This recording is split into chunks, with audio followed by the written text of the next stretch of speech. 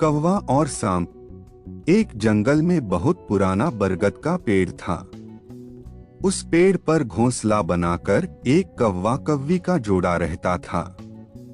उसी पेड़ के खोखले तने में कहीं से आकर एक दुष्ट सांप रहने लगा।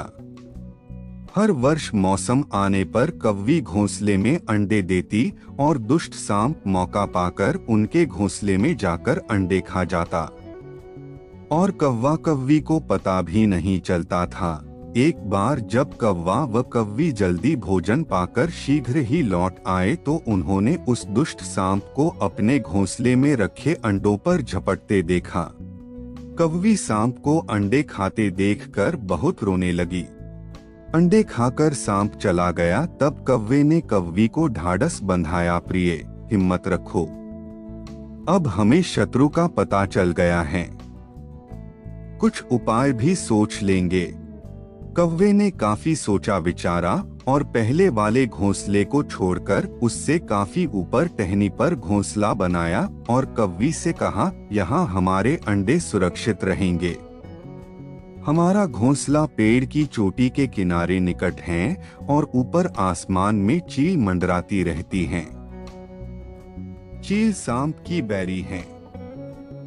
दुष्ट सांप यहाँ तक आने का साहस नहीं कर पाएगा। कौवा की बात मानकर कौवी ने नए घोंसले में अंडे दिए और अंडे सुरक्षित रहे और उनमें से बच्चे भी निकल आए। उधर सांप उनका घोंसला खाली देखकर यह समझा कि उसके डर से कौवा कौवी शायद वहां से चले गए हैं, पर दुष्ट सांप टोह लेता रहता था। उसने देखा कि कौवा कौवी उसी पेड़ से उड़ते हैं और लौटते भी वहीं हैं। उसे यह समझते देर नहीं लगी कि उन्होंने नया घोंसला उसी पेड़ पर ऊपर में बना रखा है। एक दिन सांप खोह से निकला और उसने कौवों का नया घोंसला खोज लिया।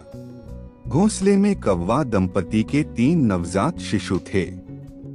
दुष्ट सांप उन्हें एक एक करके घपाघप निगल गया और अपने खोह में लौटकर डकारे लेने लगा। कौवा व कौवी लौटे तो घोंसला खाली पाकर सन्न रह गए। घोंसले में हुई टूट-फूट व नन्हे कौवों के कोमल पंख बिखरे देखकर वह सारा माजरा समझ गए। कौवी की छाती तो दुख से फटने लगी। कौवी बिलख उठी और कौवा से बोली, तो क्या हर वर्ष मेरे बच्चे सांप का भोजन बनते रहेंगे? कौवा बोला, नहीं। यह माना कि हमारे सामने विकट समस्या है, पर यहाँ से भागना ही उसका हल नहीं है। विपत्ति के समय में मित्र ही काम आते हैं। हमें लोमड़ी मित्र से सलाह लेनी चाहिए। दोनों तुरंत ही लोमड़ी के पास गए और सारा कहानी सुनाई। लोमड़ी ने अपने मित्र की दुख भरी कहानी सुनी। उसने कौवा तथा कौवी के आंसू पोंछे और ढाढ़स बंधाया। लोमड़ी ने काफी सोचने के बाद कहा, मित्र, तुम्हें वह पेड़ छोड़कर जाने की जरूरत नहीं है। मेरे दिमाग में एक तरकीब आ रही है जिससे उस दुष्ट सांप से छुटकारा पाया जा सकता है। लोमड़ी ने अपने चतुर दिमाग में आई तरकीब बताई। लोमड़ी की तरकीब सुनकर कौवा और कौवी खुशी से उछल पड़े। उन्होंने लोमड़ी को धन्यवाद दिया और अपने घर लौट आए। अगले ही दिन योजना अमल में लानी थी। उसी वन में बहुत बड़ा सरोवर था। उसमें कमल और नरगिस के फूल खिले रहते थे। हर मंगलवार को उस प्रदेश की राजकुमारी सहेलियों के साथ वहां जल क्रीड़ा करने आती थी। उनके साथ अंगरक्षक तथा सैनिक भी आते थे।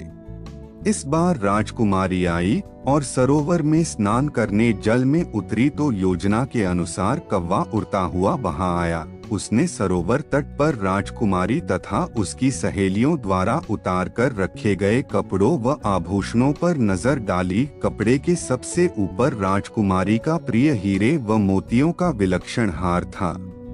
कौवे ने राजकुमारी तथा सहेलियों का ध्यान अपनी ओर आकर्षित करने के लिए कामबकाम का शोर मचाया। जब सबकी नजर उसकी ओर घूमी तो कौवा राजकुमारी का हार चोंच में दबाकर ऊपर उड़ गया। सभी सहेलियां चीखी, देखो देखो, वह राजकुमारी का हार उठाकर ले जा रहा है। सैनिकों ने ऊपर देखा तो सचमुच एक कौवा हार लेकर धीरे धीरे उड़ता जा रहा था। सैनिक उसी दिशा में दौड़ने लगे। कौवा सैनिकों को पीछे लगाकर धीरे धीरे उड़ता हुआ उसी पेड़ की ओर ले आया। जब सैनिक कुछ ही दूर रह गए तो कौवे ने राजकुमारी का हार इस प्रकार गिराया कि वह सांप वाले खोह के भीतर जा गिरा। सैनिक दौड़कर खोह के पास पहुँचे। उनके सरदार ने खोह के भीतर झांका तो उसने वहां हार और उसके पास में ही एक काले सांप को कुंडली मारे देखा और चिल्लाया, पीछे हटो, अंदर एक नाग है। सरदार ने खोह के भीतर भाला मारा जिससे कि सांप घायल हो गया और वह फुफकारता हुआ बाहर निकला। जैसे ही वह बाहर निकला, सैनिकों ने भालों से उसके टुकड़े टुकड़े कर डाले। कौवा कौवी बहुत ही खुश हो गए क्योंकि उनका दुश्मन मारा गया। कहानी से सीख, बुद्धि का प्रयोग करके हर संकट का हल निकाला जा सकता है। दोस्तों, कहानी अच्छी लगी हो तो प्लीज लाइक और सब्सक्राइब कर दें।